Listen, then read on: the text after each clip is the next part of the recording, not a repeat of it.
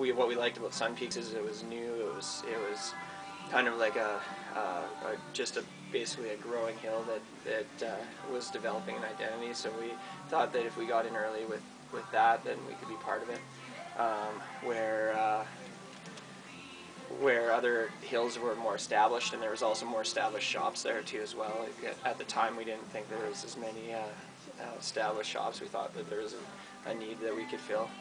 Because when we came, like, we've been in business for 20 years now. When we first showed up with Sun Peaks, had just done the Village Day Lodge. Like, that was brand new that year, and nothing else with, like, the Burfield chair was still the old Burfield double chair that they handed out blankets at mid-station if you're cold, kind of thing. And they didn't have any of the Morrissey stuff wasn't there or anything. Well, the first location of the park, it was 2 runs over, kind of hidden in the back on the side of the Sundance, and that was the way that snowboarding was also viewed too, right? At that time, skiers didn't really go into the park. It was classified as a snowboard park, not a terrain park.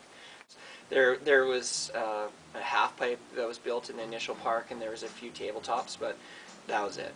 So there was no features. There was no rail features, no box features, no. And the size of the jumps were way smaller. And I think that the hill kind of agreed to allow the snowboarders to build something just to sort of keep them out of their hair and keep them away from everything. And now the park's changed where it's underneath the lift. It's a highlight of people riding the lift to show off the big jumps. And now there's a whole budget and there's a whole park crew, and that was all volunteer time at the start.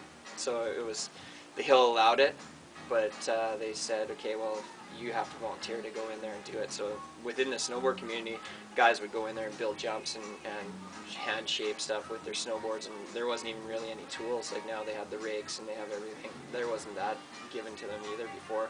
Maybe a few shovels, and you'd get some cat time at the very start of the year, but it wasn't that there's a dedicated cat that just grooms the park every night. And what helps is all the, like, slopestyle now is an Olympic sport for the next Olympics, and you've got border cross. You've got snowboard and ski or cross sports that are Olympic sports, which before they weren't. I think it's a huge part of the hill is the freestyle aspect of the snowboard parks. Well, we try and give back to the way we view events is we're giving back to kind of a community that we're pulling from, because we're selling product to people that are using it at the hill. So we're trying to give back as far as, like, prizing and just something for the kids to be able to do. Most of our events are through the park.